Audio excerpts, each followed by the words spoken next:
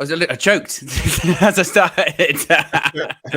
I tell you what, that is the way to kick off the show, isn't it? What's going on, guys? Welcome back to United View. Hope everyone is doing very well, having a great Sunday evening. I am as well now that I nearly just choked starting off the stream. That's excellent. That is the way to start a stream, is by nearly dying. Halfway through. Oh, it's going to be a good one today, guys.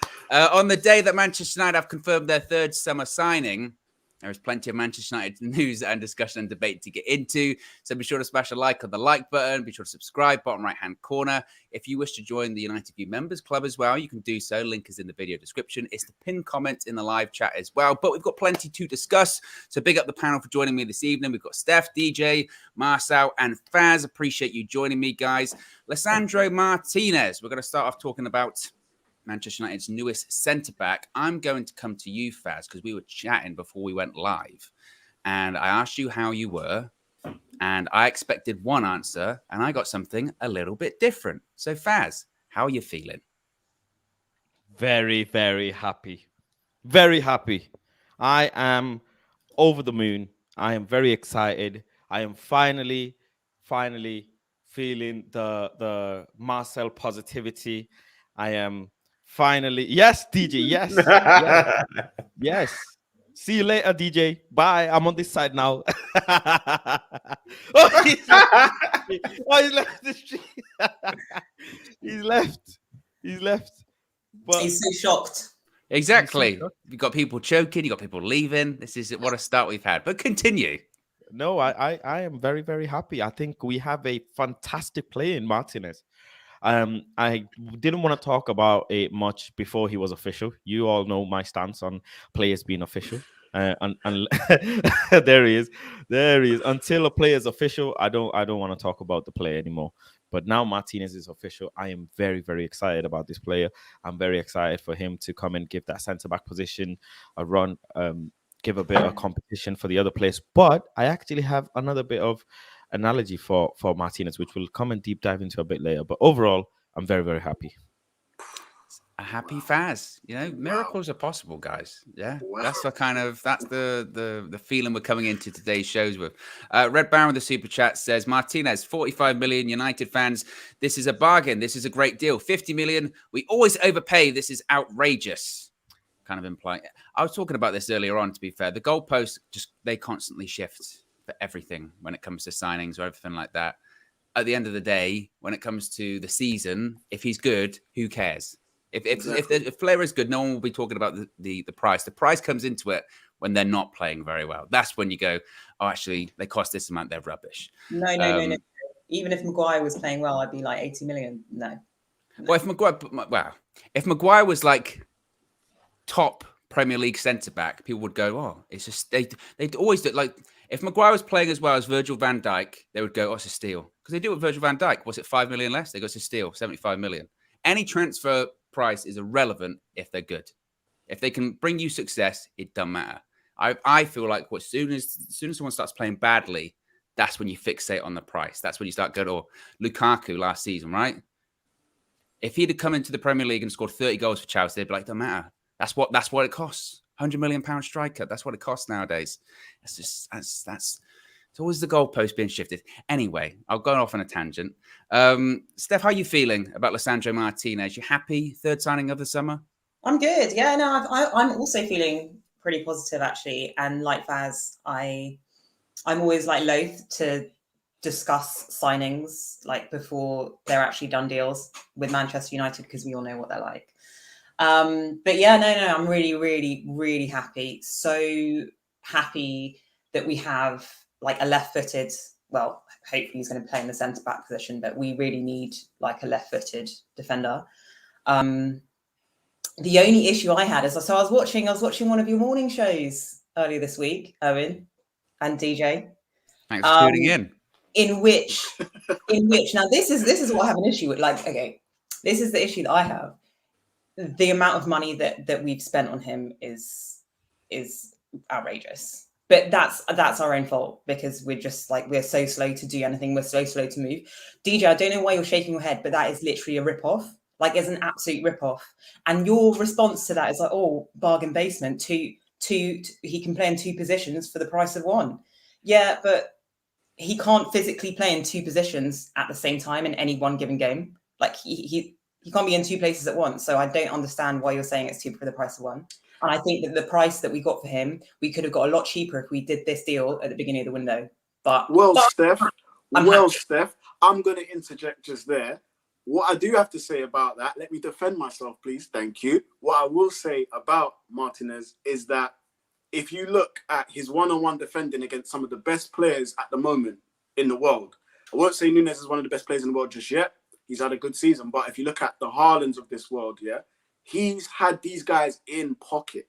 He had that alone for me is a big-time defender. When he can pocket some of these prolific strikers that get lauded and get paraded around Europe as the best, the next upcoming this and that, he's had these guys in pocket. He's had Núñez in pocket as well. He's physically done that. So, and when you tie that in with the rest of his game in terms of him being competent on the ball, he can break the lines with passes. He can actually dribble a little bit as a left-sided centre-back.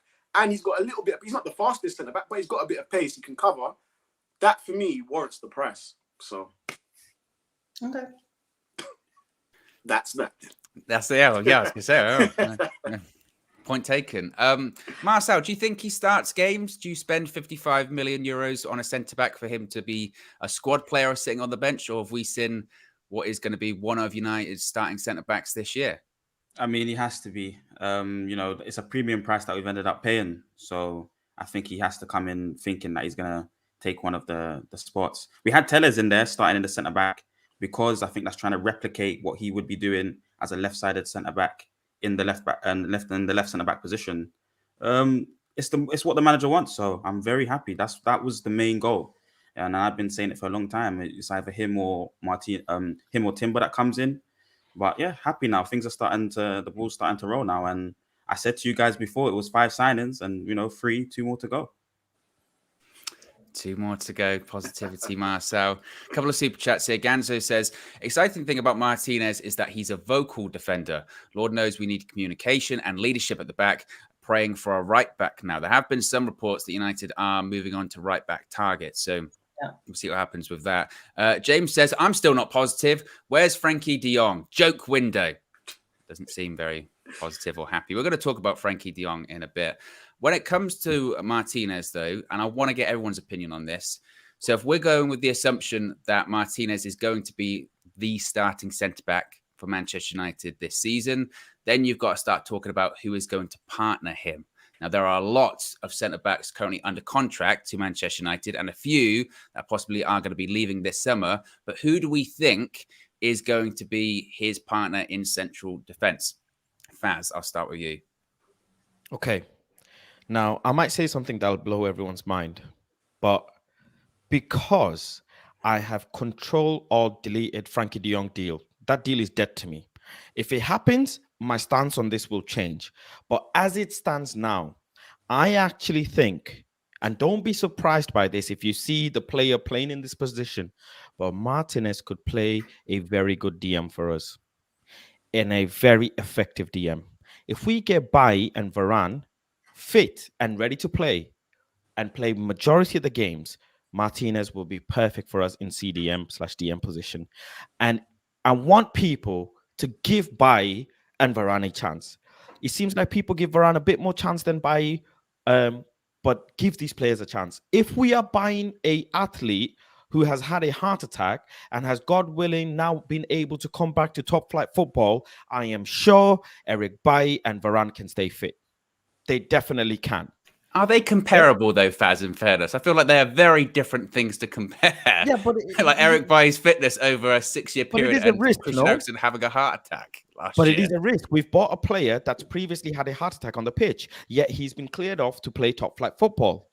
He has, and he can. He's shown that last season. So Bailly and Varane can stay fit. They definitely have it in them. Just give them the last chance. That's all I'm saying. If those two can stay fit, Martinez will be the perfect DM for us. If Frankie Diong doesn't happen, by the looks of it, to me, it's not happening.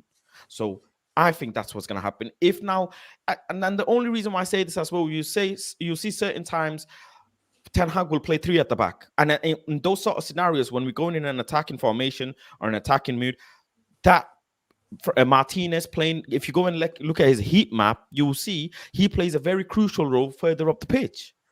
And he plays a very effective role further up the pitch. He'll be able to break down low block teams with his crosses. He's very good in the box. He's very good with his shots on goal.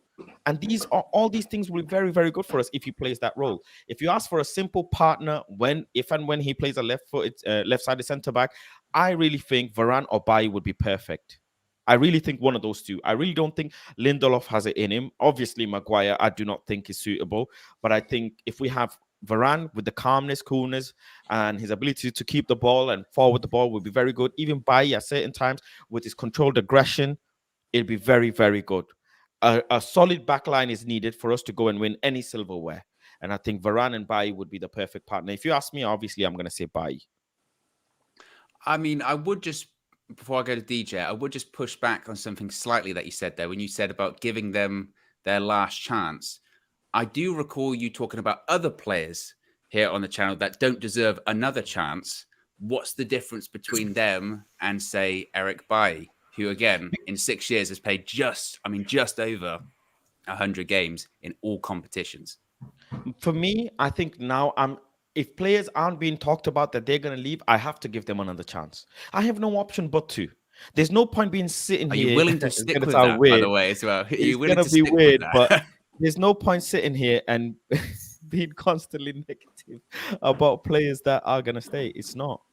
Except for Harry Maguire, that's the only one. And I hope, and you know, I want every player to do well. But if Harry Maguire can't prove himself, even like he didn't do last game, if he really can't, then he has to go. But other than that, Marcel is firing a little bit. He scored 2 goals. He's looking promising.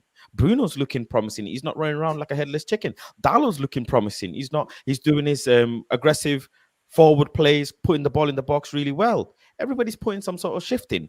And if players are doing that, I must give them a chance. That's all it is. Eric Bailly. Not one person can tell me he hasn't performed last 2 games. So I must give him a chance. What can I do? If I'm not giving them a chance, I'm just creating a false agenda. DJ, who do you think you're pulling a face there? Who do you think partners Martinez? I think, you know what? Just kind of touching on what Faz just said then. I think in an ideal world, I think a lot of us, our given partnership before Martinez signed would have been a fully fit Varane and a fully fit Bailly, because I think they're the 2 most talented defenders that we actually have. But Bailly hasn't shown us nothing but injuries. You're right, Owen. Over 6 years, a 6-year period, it's been quite poor. His injury record is really bad. Like, there'll be times where he'll play a good game, then you won't see him the next game. And you're thinking, where is he? And you hear, thigh strain, calf strain, muscle injury this, muscle injury that. Then he's out for a long time. We need people that we can rely on. I think we should need to step away from the injury-prone players. Varane is starting to maybe fall into that category, but you're right, Faz. He gets a bit more leeway because of where he's come from and what he's done in the game. But I think, so here's who I think should be Martinez's partner. If you want to go for a happy medium where the player's going to be fit and play most games, you'd go for Victor Lindelof. That's my opinion. Because DJ, really quickly, can I just interject right there? You say Bailly, you want a fit Bailly and a fit Varane. Have you not noticed there's a common denominator? They always play with Maguire. The reason why they're fucking bashing their heads and falling about and like diving in front of the ball is because Maguire's nowhere to be seen and they're just laying their body on the line. If they weren't Maguire, they wouldn't be getting all of these bloody injuries. Thing is, you see Bailly, he takes it to the extreme. He could just sometimes he could just do a normal kick and he'll decide to do a scissor kick, pull a hamstring, or he'll do a bicycle kick in our own box to clear the ball. Those are things that you're like, Bailly, really, bro, just go with the most simplest action, bro. You don't need to make it look like you're flipping, I don't know, in a stunt film. Just do the normal thing. But he feels like maybe he feels like he has to do that because Maguire's like nowhere to be seen. Maybe it is like a last-ditch tackle, a last-ditch attempt, throwing your body on the line. Because Maguire's way back trying to be pressing high or catch attackers, offside. Possibly. I just think if we're looking at a partnership, because that was the question, if we're looking at an effective partnership, Martinez coming in, we want this back four, whoever gets selected, we need it to be settled. There needs to be a partnership built. Yeah. So there's no point and listen, honestly, I'd love for it to be Varane or even Bailly.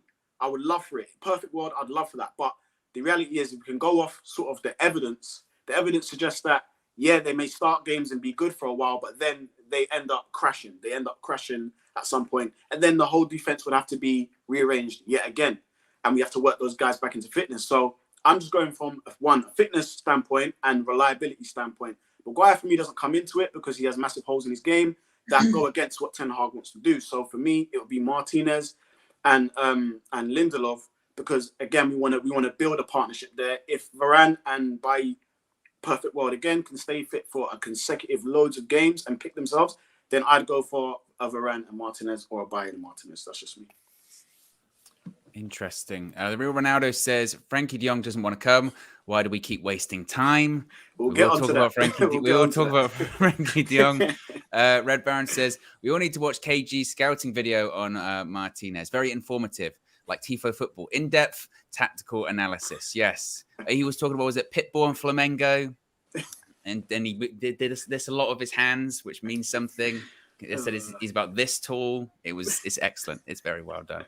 Lil Yo-Yo says, Faz, it's a miracle. Man United are making signings. Faz is positive. Faz is in a positive mood today. He's changed. He's changed. Everybody, please have an open mind now. Martinez is a very versatile centre-back / DM. I feel like you're digging yourself slightly a big grave here, Faz. I Why? feel like because it's like one bad performance. This is 180 from the Faz. Like, I'm looking at this is probably a clone sitting there. Like on Planet Faz, is there clones over there? Because I'm telling you now, this is a brand new man here. No, I'm not digging myself a hole. I've been somewhat pessimistic and negative because players weren't coming in, and unless it's official and the Frankie Diong deal sucked the soul out of my whole life, now I've deleted that from my life. It's dead. So now I'm looking forward to the players that have come in and the football that we're going to be playing. And what I'm saying is we have a proper coach now. No disrespect to the others, but we have a man, Professor X, with no chair. He will go and coach individual players. He will get something out of these players. He will. And you must be able to see the good in some of these players. And they are showing it in preseason. I don't care if you tell me if it's preseason gesture, but it is preseason and it counts. Players are showing me things that I want to see. So I'm going to give them a chance. And if Varane and Lindelof, Varane and Bailly can stay fit, then hallelujah. We'll play Martinez in DM, and trust me, he'll boss it. Go and check a few years ago when Martinez played against Chelsea, how he bossed the midfield with Kovacic and all them, Jorginho and all them. He bossed the midfield in the first half with them. So he can do it, and he's very effective at doing that as well. Go and look at his Champions League games a lot of the times with the position he plays. Just go and look at his normal heat map. You will see for yourself where he wins the ball, where he progresses the ball, how he progresses the ball to the defense. You'll see it all. I'm not just speaking out of delusion. I'm speaking out of what I've seen. Zayn Miasi's back with his mum's credit card saying Martinez was only a backup. Saliba is back and a future Rio Ferdinand after his performance against Everton. You get Tony, we got Jesus. Zayn, look, last season I couldn't really clap back at you that much because we were rubbish, okay? But some of the things you've been saying, I talk about Faz digging himself a bit of a grave there. Zayn Miasi, I will remember. I will never forget these kind of things. Future Rio Ferdinand, we'll wait and see. Hakeem says, Steph, I hear you, but that's just by rush hour with him. Good feelings. To be fair, though, I mean, like, I've just kind of skimmed through some of the comments that people are making, accusing me of blaming Harry Maguire for injury-prone players. It's not that I was blaming Harry Maguire, just to clarify. I'm just saying you have to take the way they sometimes play or their style of play into consideration. Games move quickly. Like, things happen really quickly in football, evidently. I just wanted to take that I was just making that point to take into consideration. And I think one of the points is just basically, I think, like kind of what you're saying is that Maguire is sort of like a liability. So the rest of the defenders have to literally do the utmost in certain situations just to cover his flaws. Yeah. So yeah. But in response to, Owen, in response to your original question, who would be a good pairing with Martinez if he was to start week in, week out?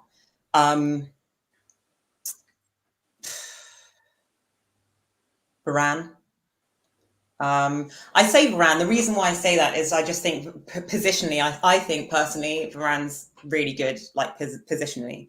And Martinez, like we've mentioned already, is quite vocal. Like he's quite a vocal defender. Varane is more than happy to point, like direct, command the back line. I think they just work really, really well together. But that's not to say that, like Bailly's, in my mind, like Bailly's good enough to step in there as well. But yeah.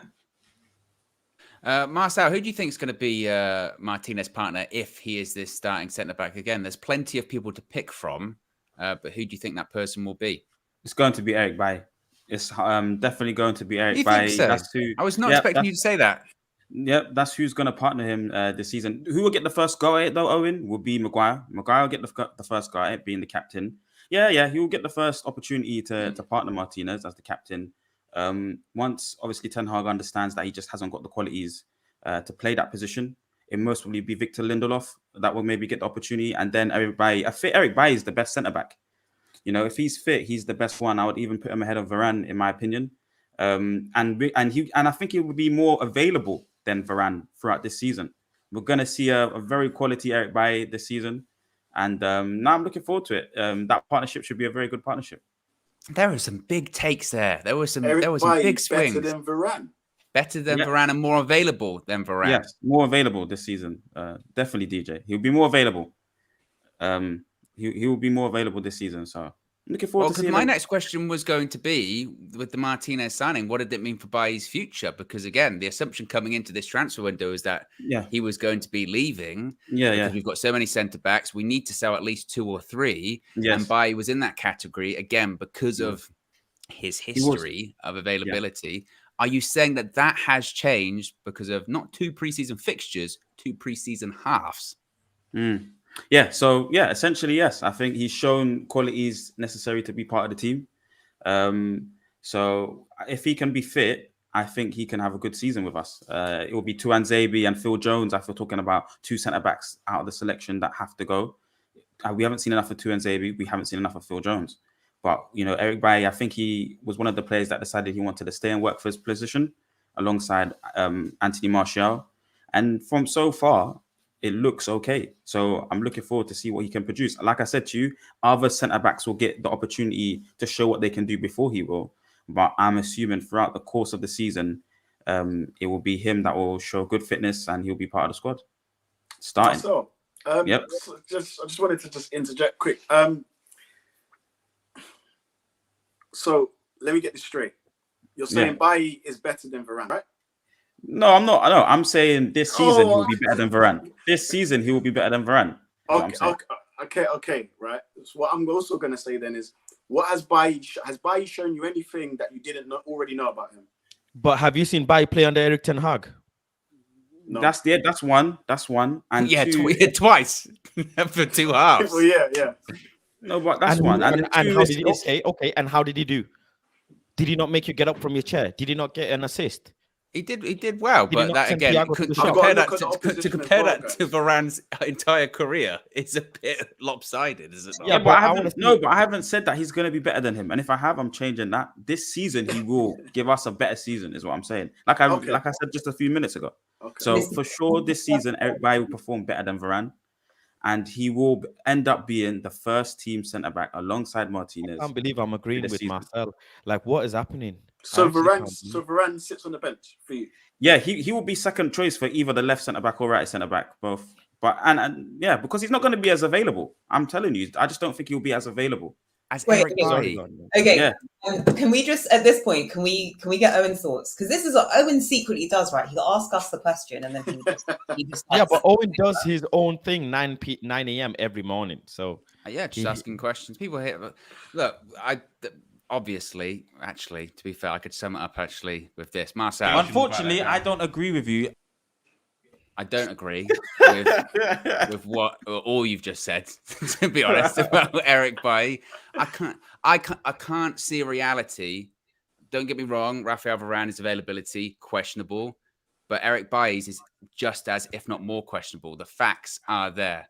And whilst I agree with what Faz is saying, in these preseason fixtures, has Bailly played well? Undeniably. Second half against Liverpool, he kept a strong Liverpool side quiet. In the second half against Melbourne, he gets an assist. It's tremendous.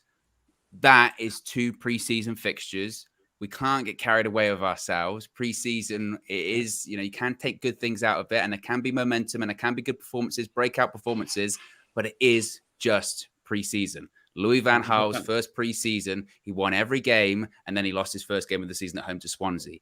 It happens. We're not going to lose our first game of the season. Why would you say that, Marcel? Why would you say that? That's such a jinx. We're not going to lose our first game of the season. Stop saying it. Can I wait? But oh my god. Okay.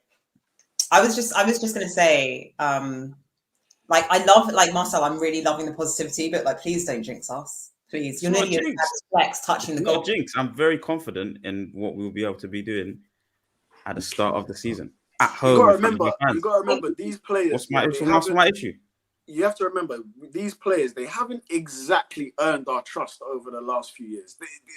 They've been bad to us as well as they've been bad to themselves and bad to the previous managers. So for me, they've got a lot to do to rectify that. They've got a lot to do to show me that they're capable, because I still think they're incapable. Yes, we have Ten Hag, very intense individual. I'm loving. I would also say from, just the interviews with players and the look and the body language, it seems to be very positive at Manchester United right now. And 100%. that is a lot saying, very positive. So let's just wait and see, because look, it's the Premier League, toughest league in the world, in my opinion. Yeah. Things can go well for 4 weeks and things can go extremely bad for 4 weeks. Yeah. We still have the elephant in the room, and that is Mr. Cristiano Ronaldo. If he does come back, what mental state is he going to be in? Is he going to help the club, or is he going to be a hindrance for Ten Hag? Because he doesn't want to be here. So that is something that could also cloud, our players and how we're playing and stuff like that. So there's still more battles to fight. There's still more battles to fight with this team. I also think just really, really quickly before we get to the super chats, one thing like I think we should all remember is, it is pre-season. So, this is kind of like we're getting snippets of the players. And you say like Eric Bailly has played really exceptionally well over the course of 2 periods of 45 minutes. And then on the flip side of that, it's like, okay, well, it's only pre-season. But for me, what it shows is that Bailly can take instruction from a new manager, because for me personally, I've been watching these games, looking at players respond to Ten Hag's new system. And I think that Eric Bailly has obviously understood the direction from Eric Ten Hag. I think he's giving Eric Ten Hag like something to think about. But what I really want to hear is Marcel agreeing with me about David De Gea, who played brilliantly. That's a whole other can of worms. That is a whole other can of worms. He can take direction as well. So very good with his feet, wasn't he? Against Liverpool. Wow, definitely. That all of that remains to be seen. We have not. That's the first round of boxing. We have 11 more rounds to go when it comes to David De Gea. So you see, one thing for De Gea, another thing for Eric Bailly. Eric Bailly has 2 halves. He's starting. Forget his fitness records. David De Gea plays one good game. Well, there's a long way to go. He's got to train his feet. No. Eric Bailly has played other fixtures for us, and he's played well when he's come on. I'm not judging him on 2 games. What, David De Gea hasn't? Over a decade. I'm not disputing that. I'm talking about Eric Bailly here. Eric Bailly has played well for us. David De Gea has not played well for us with this style. He's not played this style before. It's a completely different environment for him. He's new to this. So let's just judge him bit by bit. No, Eric Bailly is a centre-back that's played well for us when he's played in centre-back. Yeah, but he hasn't played David De Gea is required to do different elements of the game. David De Gea is required to do different elements of the game that he's never done before.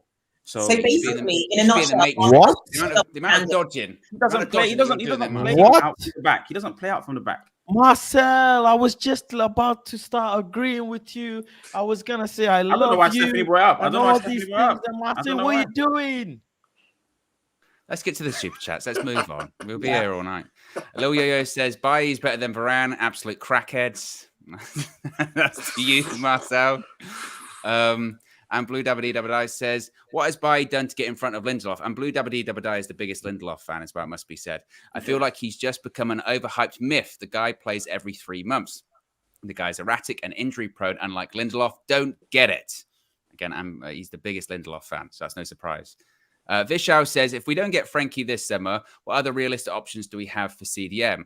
I'm with Faz on Martinez as a DM, but that would be temporary in my opinion. Another one here says, people seem to think Diong and Erickson will replace McFred, but every manager seems to rate them. Brazil's manager literally called Fred world class. Well, I would probably push back a little bit and say, when was the last time Brazil won a World Cup? To that one, in fairness. Just one for one player. So Yeah, exactly. Pitch, so. Little yo-yo, Marcel, the porridge isn't porridging at the moment. Reckless. Some of the things you have been saying are a bit reckless today, Marcel, must be said. Mirza says, if we win the first 3 games, including Liverpool, Marcel will say we're winning the quadruple. Tie vibes. No. I'm game by game next season. I'm firstly, the first 10 games of the season, I'm just letting them, 90 minutes. I'm just going to annotate it bit by bit. And then look at the whole Just picture. like you're doing with Bailly at the moment for 2 halves. Ajax head coach Martinez is the best defender Ajax has ever seen. I met him and he's a super chill guy and turns into a beast on the pitch. Take care of him. Oh, there you go. Okay, we're caught up when it comes to the super chats. I saw something actually. I've seen a lot of stuff about Martinez and his height. And I do want to dispel this because you see a lot of sort of bitter social media fans going, he's rubbish. You've paid 55 million for a guy that's 5'9". Faz, is there any worries about this guy's height? And does that lead to you? Go ahead. Absolutely not 1 ounce of worry when it comes to Martinez and his height. If you are disputing or have concerns about his height, firstly, you're a sour Arsenal fan. That's where you are. And if you're a Manchester United fan, then this is what I've got for you. Martinez is a very aggressive defender. That's the most important thing when it comes to this height situation. You know why? Because go and look at how we conceded the goal against Melbourne Victory. Maguire has no clue about the forward near him, right? He's behind him, he's gone, he's looked, and he's already 4 or 5 steps ahead. When there's a player like Martinez on the pitch, the forwards are already shook up because they know that this guy's going to clatter into me and possibly even injure me. Go and look at his games, the way he plays, his Champions League games, his Eredivisie League games, the way he's making tactical, sneaky elbows and this, that. He's pulling, he's stepping on players, he's slide tackling, he's reading the forward sprint, the footsteps they're making and going in for slide tackles. Go and look at his aerial duels he's winning. Go and look at his conversion rate for slide tackles as well. All of these things are very important. That means forwards will be scared when they're facing him.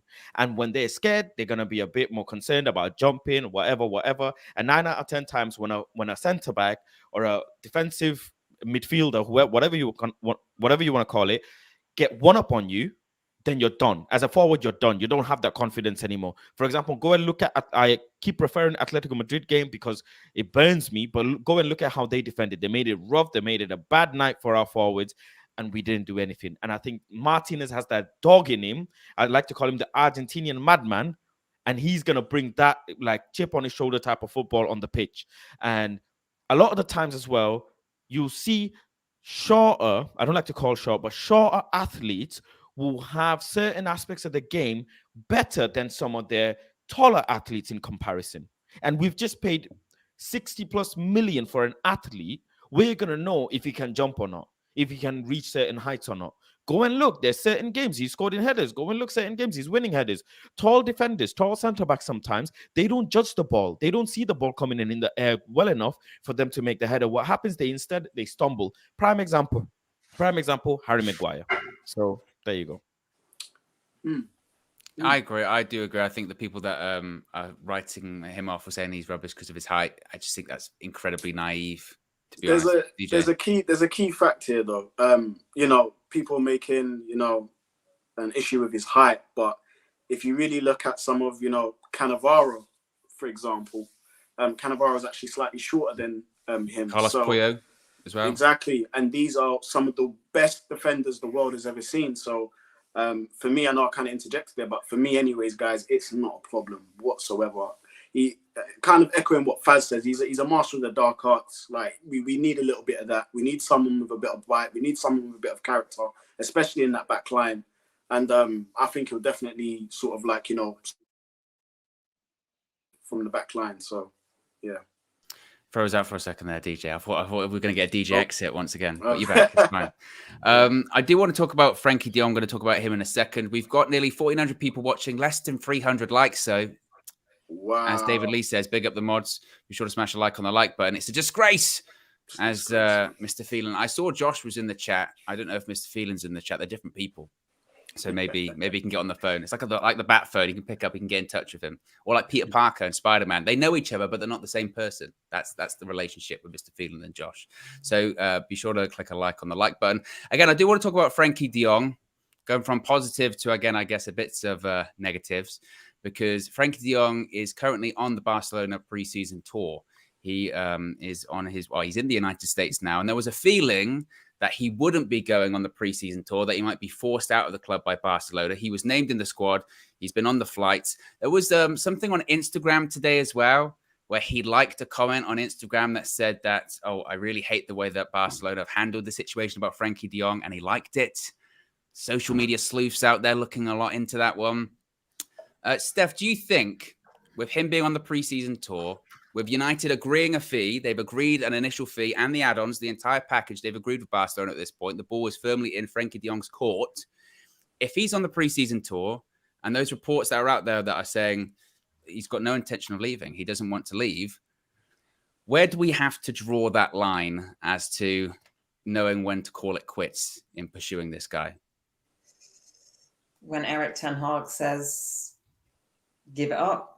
I mean, like, if we're here, when we finally got Eric Ten Hag, we were all like, we've got to back the manager, we've got to support the manager, give the manager what he wants, etc., etc. I don't think that Eric Ten Hag is going to back down on this. If we're already learning about his character, and we know that he's quite kind of like headstrong, he just seems to have tunnel vision for Frankie. I mean, do I agree? I mean, if I was in his position, would I let it drag on and on? Probably not. I would make sure I was signing like other midfielders. But then again, maybe it's the budget. I don't know. But one thing I would say is, I think my opinion of Frankie is kind of like wavered, I guess, a bit. But I do think, like, trying to put myself in Frankie Diong's shoes, like, I would be getting on that plane with Barcelona because they still haven't given him the money. And the way I looked at it actually was from a morning show that you guys did. Was it yesterday morning?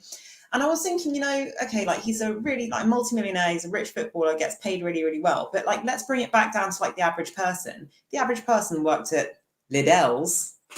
Sorry. If the average person worked at Lidl's, and they like suddenly were asked to leave, or like, like, we're terminating your contract in 2 weeks. And by the way, we're not going to pay you for we're not going to pay you. We're going to pay you half the amount that we promised you. Like, you wouldn't leave. You'd leave kicking and screaming. I'm sorry, you would.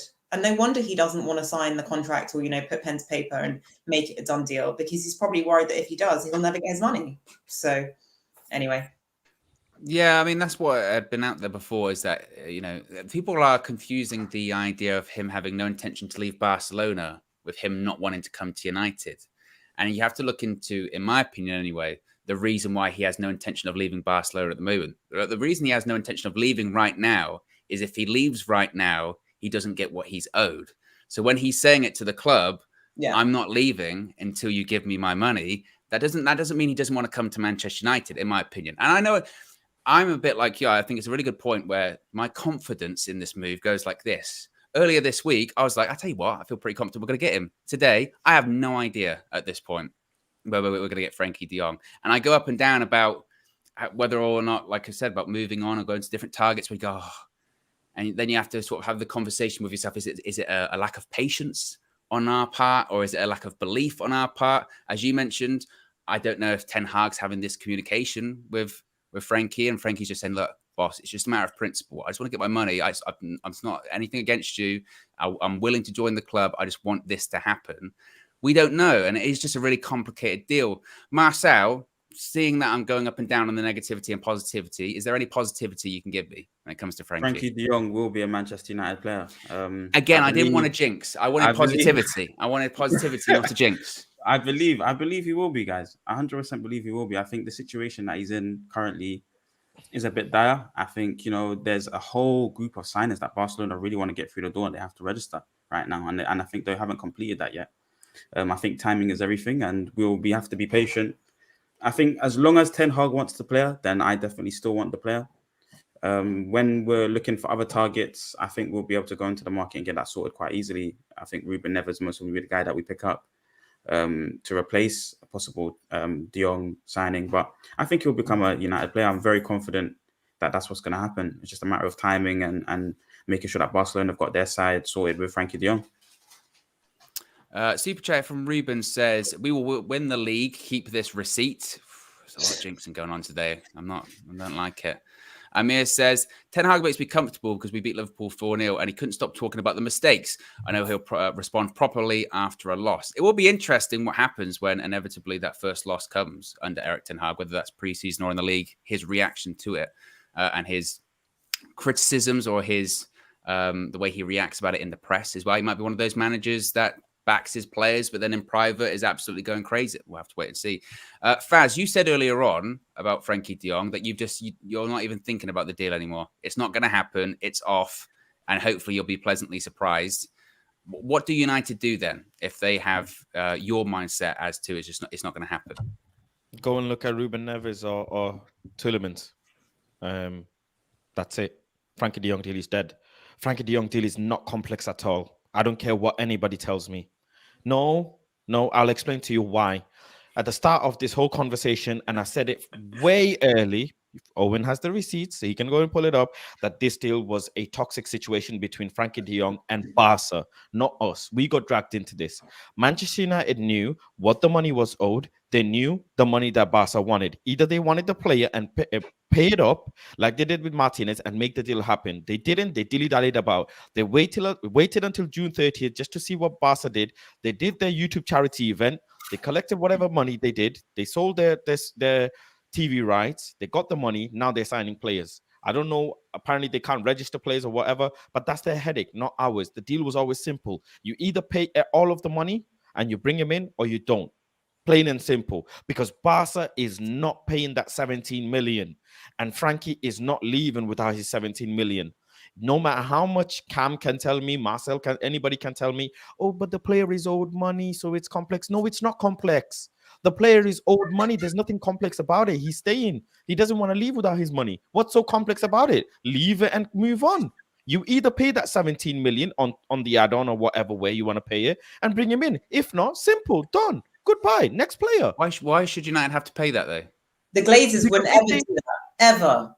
1 second. Let me finish. If United really want this player and Ten Hag has made his number one priority, on top of that, this position is the number one priority for a few seasons, then you just pay 17 million. What's 17 million compared to 85 million? And I'm a number one advocate of not spending money that's not needed to be spent. And I don't like Glazonomics as it is. And they'll make Frankie Diong a very PR signing and this, that, the other. They will if they pay the 17 million. But at this point, when everybody's invested so much energy, what else can you do? You either pay or you move on. You don't drag about because it's taking the energy out of everyone. When I was this same Faz and telling you this deal is toxic, I got told to be patient. This was before June.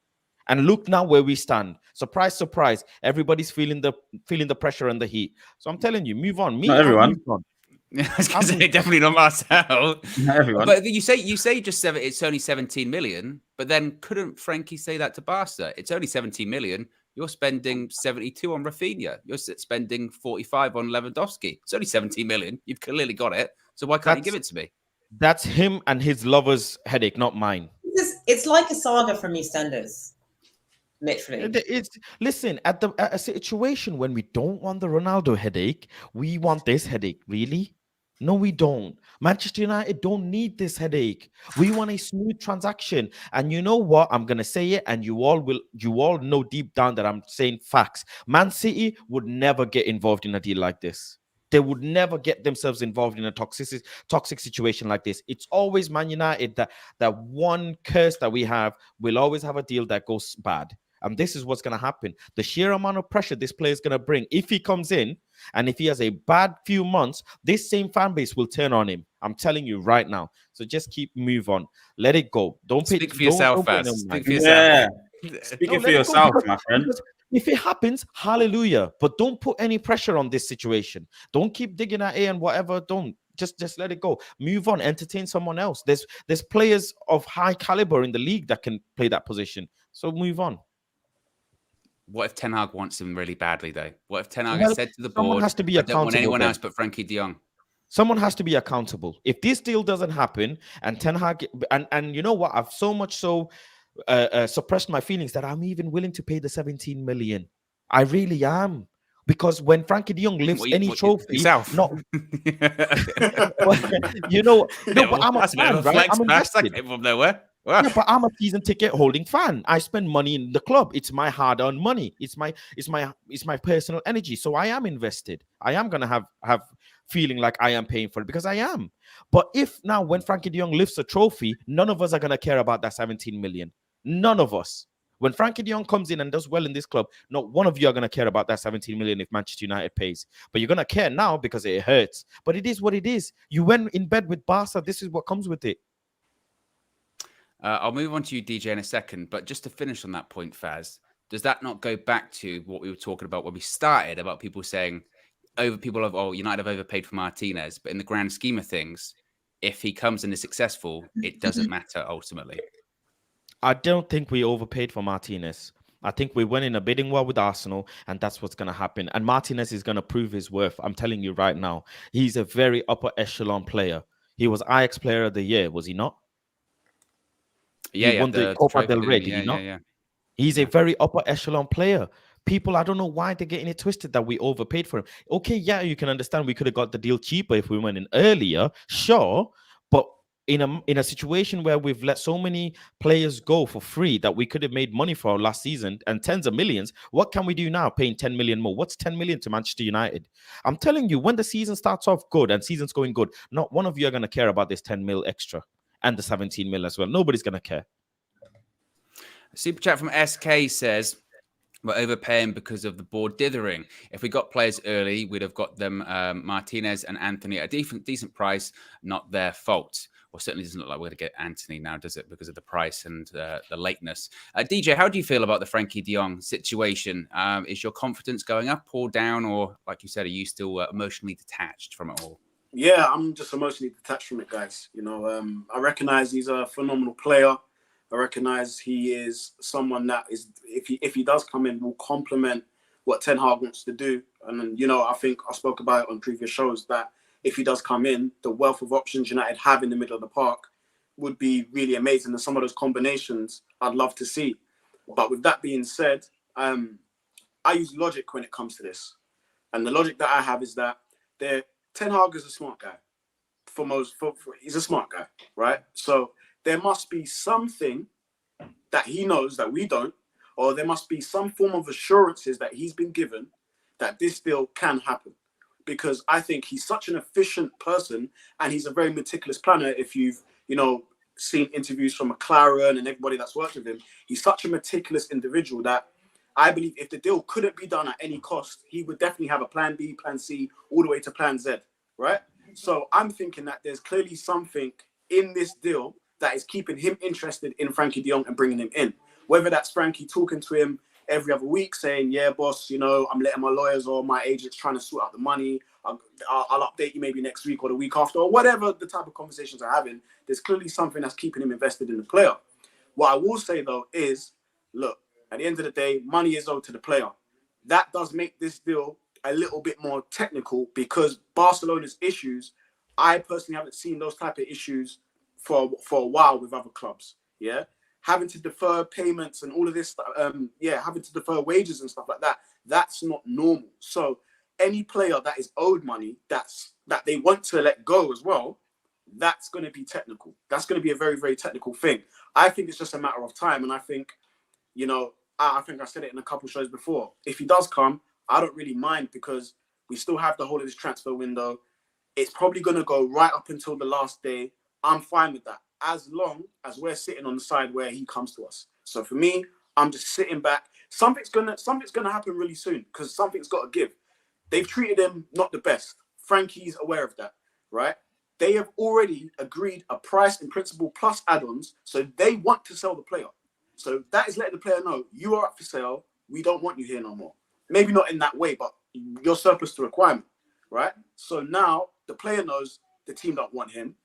So now we just need to sort out his personal issues with how much money he's going to get, if they can pay it. If not, maybe they pay half or whatever it is. That will get sorted because something has to happen. So I'm just sitting back and just watching like the rest of you. Sitting back, emotionally detached. That's DJ. Red Baron says, DJ don't use Logic and Man United together. That was the first error in all of that, to be fair. True. Amir says, Owen, check your dad's closet for a De Jong jersey. I spoke to him the other day and he was talking about this. He said, oh, yeah, I don't know who to get. What number is Erickson? I went, don't you dare. I went, the guy's been through enough. he doesn't need that kind of jinx on him. I hear options like Tielemans and Neves, but they're different to Frankie Diong. He is a carrier, press resistant, ball progressor, tired of average mid, will wait. Interesting. And Kapil says, for the 70 mil we are potentially saving by delaying, we are overpaying 40 million for Martinez and Anthony. The club is run like a joke. I thought I was going to start. It started off positive, I thought, and then it ended quite negative. And that didn't go where I was expecting that super chat to go, but big up Kapil. Let's talk about Christian Erickson before we wrap things up. Of course, it was the second signing of the Ten Hag era was announced this week. Christian Erickson on a free transfer. Won't be joining up with the Manchester United squad in Australia, the same as Martinez. So it's likely he's going to be making his debut either in Oslo or at Old Trafford for that game against Rayo Vallecano. Marcel, are you happy with Christian Erickson? Do you think that's a bit of shrewd business by United? Yeah. He's got amazing quality and just competition for places. I'm worried about what this happens now in terms of Donny. You know, we've seen Donny play a couple of times now and just kind of look like he's not been able to get involved and not being able to, you know, be part of the team. He's a quality player, but it's a thing where, you know, can I see him getting ahead of Erickson and Bruno? Does any of you guys see him getting ahead of Erickson and Bruno? I do. I do. Well, in that 10 possession, but like right now, potentially, like it's weird because I feel like Erickson, Donny van der Beek is perfect in terms of what he offers the team, but the rest of the team's not there yet. He understands the system a bit better than them. So it's like he's already in the third phase of play while they're still trying to work out the first phase. But and that's why he's kind of getting missed when he's making runs and moves. But I don't know. I feel like Erickson right now, for what we need right now, is perfect. And you know, both Erickson and Bruno are going to be way more productive than Donny. So looking forward to what Erickson will bring. He can play in the 8 as well. We'd like to see him in the 8 and in the 10 position. But you know, strength and depth in a World Cup year, we're playing Europa League. I'm very excited to see him play. DJ, why can Donny play ahead of Erickson and Bruno? Expand. Look, the man's played in the systems before. And Marcel, you actually kind of summed it up perfectly there. The man's accustomed to the system that Ten Hag wants to play. Yeah, he can either play as the 10 or as another 8. Yeah, or an auxiliary 8. I think he is a player that needs that cast around him. You know, he isn't the Beyoncés of this world. He isn't the main attraction. But what he does, he is a cog in that wheel that keeps it running and keeps it running smoothly. And I think over time, what we're going to see is, you know, if Frankie Diong does come in, what we'll see is the team start taking shape in the way that Ten Hag wants. So, for example, I do think at some point, it might not be at the start of the season, at some point, Donny does become a fixture into that midfield. Once it's settled, once all the players come in, once the fitness levels go up, once players, you know, show Ten Hag what they can do, I believe he'll be one of the key figures in that team. And the question is, why wouldn't he be? Why wouldn't he be? You know, this system is fit for him. He's playing with a manager that is going to understand the way he plays. Do you know what I mean? So I'm confident for Donny this season. I'll make no secret about it. I am in the Donny van der Beek fan club, right? If people want to know what the D stands in DJ, it's Donny. Yeah. So there you go. Which is odd. It's more coincidence. So DJ, do you think he can get ahead of Bruno and Erickson? Do you think he's got more quality than Bruno and Erickson right now in the Premier League as well? Considering what both Bruno and Erickson have produced in the Premier League, and considering what Donny is producing in the Premier League, do you really think he can get ahead of them two right now? Well, he didn't get a chance to really show himself, did he? So it's a bit unfair. I mean, if we had more data to compare the two, if Donny played 10 games, Bruno played 10 games, and we could see he was more productive, then cool.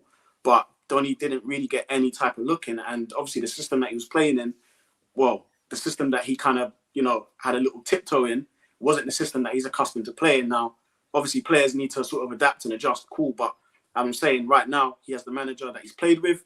We're going to be playing that progressive football. We're going to be keeping the ball. We're going to be passing a little bit more. We're going to be in control of games where Donny doesn't have to go chasing all the time. Honestly, I think he can shine, and we will see that. We will see that. I'll be very honest. I don't think Donny has it in him. In all honesty, he ain't. Donny has to be a lot more versatile to be able to play with the players around him. You can say that he hasn't shown it in the Premier League because he hasn't had a chance, but we can't be giving everybody a chance in the Premier League. You have to have certain qualities to be able to play in the Premier League at the first place, rather than us giving you chances. I think he's shown it, to be honest, though, in limited times. Donny has off the ball. Donny has off the ball qualities that I really like, but on the ball and his aggression going forward and his tenacity isn't there. Hopefully it comes through in the next few games, but if it doesn't at January time or whatever, he has to go. But I'll give him to in all honesty, I'm going to give him till January to see how he does under Ten Hag. But if I don't see much, then with the likes of Erickson and Bruno, we're talking high caliber forwards here, and he has to keep up with them. Off the ball thing is good, but on the ball I need more. A lot more. Steph, how do you feel about the Erickson signing? Do you think it's a bit of shrewd business by United? And how does he fit in, do you think, considering, the lack of technical quality in that midfield at the moment? I'm really happy. I'm really just take the free transfer out of it for a minute, just him as a player. Really happy with the signing, particularly because I think he's like a dead ball. I wouldn't say a dead ball specialist. But, corners, free kicks, set pieces, we lost Pogba. Pogba, he didn't always do that. But I think, he'll benefit us, definitely, particularly with set pieces and corners. And he's a versatile player. I mean, yeah, he prefers the number 10 role, the attacking midfielder, but he can play, if it was at Ajax, he in the 4-3-3, he played more centrally, he played deeper.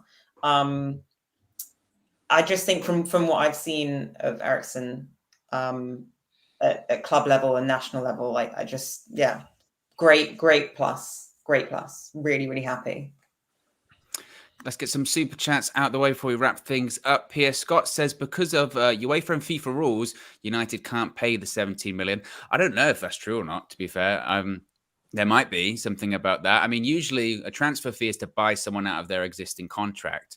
But the issue of Erickson, this isn't about future wages. This is about wages that have actually technically already been earned, but they were just deferred. These are wages from the last 2 years that were deferred. You mean Frankie Diong? You said Erickson there. Oh, sorry. Yeah, Frankie Diong. It's just complicated, isn't it? And I think, like we're kind of saying, it's slightly unprecedented, I think, in terms of that as well. And just United, unfortunately, find themselves in the middle of it. SK says, we love all the players, but I care about the price because the savings could go to another fullback. Didn't spend in January, could get Anthony still. I think we've got to give up on that one, to be honest. I think the price that was quoted, and Ajax, bear in mind, how many players have Ajax sold in this window now? A lot. When do they say enough's enough when it comes to their turnover of players? Lil Yo-Yo says, DJ is Van der Beek, the Michelle of Destiny's Child. I understand that reference as well. I would say so at the moment. I would say so, yeah. I like Michelle. Can I just, before we head off, can I just give a shout out to Ajax? Yes. So basically, side story to all of you. I've been trying to get into social media because I'm not on Twitter at all. I've just sort of started sprucing up my Instagram account and I just don't understand. I don't understand reels. I don't get it. But Ajax found me and he followed me and and I have huge respect for him as well. So yeah, big up Ajax if he's watching. Shout out to the We Talk Ajax guys. They're like family. They're like our Dutch cousins. Yeah. Well, at the moment, always letting me know. Go on. At the moment, they're not liking us. They're not liking us. It's always friendly. They're always picking me up on my terrible Dutch pronunciation of people's names. It's great. Mike for why I can say that because of them. That was on them. Erik Ten Hag as well. Ten Hag. Yeah. Ten Hag. Belly Visual says, "What's cracking, boys? How we doing this beautiful Sunday? Glazer in." Well, that's the kind of he's followed us here, Marcel. I wanted He's to followed end us the into show here. on. Great. Yeah, that was great. Anyway, we'll wrap it up there. What a great way to finish the show. Be sure to smash a like on the like button as well to see if we get to 500 likes before we wrap things up. Be sure to subscribe bottom right hand corner. If you do wish to join the UV members club, you can do so by clicking the link in the video description below or the pinned comment in the live chat. We're out of here. Have a great Sunday. Peace.